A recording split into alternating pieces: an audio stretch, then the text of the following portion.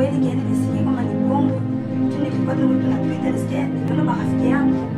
Walikuwa mkusema mababa sema kansela wanafukuza ukazi wanafukuza ukazi. Sasa nikasimama sikujua mimi kansela nani wewe kama ni wewe ndio kuuliza mdogo yangu. Hiyo sasa ile habari unaongea pale kweli kazi ilinishia. Kazi iliniharibia. Acha kusema vile mdogo. Yaani hapa nakuwa mfano wa kilema. Ila kwa nini kiache? Bali fukuza. Ulitokana mkubwa. Adabu ni mrefu sana lakini usikie tu kama. Mdogo wangu. Unajua ulikuwa tusaidia sisi. Ulikuwa tusaidia mdogo wangu. Kisha wewe pakufukuze ukazi.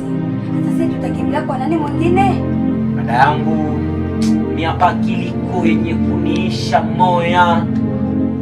Ni mfano wa mtu mwenye alikuwa na mecho, sasa akitobolwa mecho anakuwa kipofu. Mawazo na mwishi yake hajui ataanzia wapi, ataishia wapi, lakini yote anachaka tu siku yenye atakufaka basi. Na choki si kwa mfano hapa dada yangu. Sasa tu Mungu anakiona. Sielewi hata. Sielewi.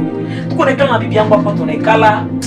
Yaani dada yangu akili kwenye kunisha na kisi niko naona hii kazi iko mjia. Kisi nafukuzu iko mjia giza. Tu hapana wazi kabisa pepo giza. Giza. Hapa kusema giza mtoto. Unajua bulozi wewe? Au juu bulozi kazi. Acha kutamamba bulozi. Kama bakuloka hapana kusema. Kweli dada. Kazi nyingine inaisha kaduma na kuna ulijikotoa mkazi. Hakuna shida dada yangu. Yote tunamwachia Mungu. Juu mimi naongeaka sana usitukane mtu mwenye akutukanaka.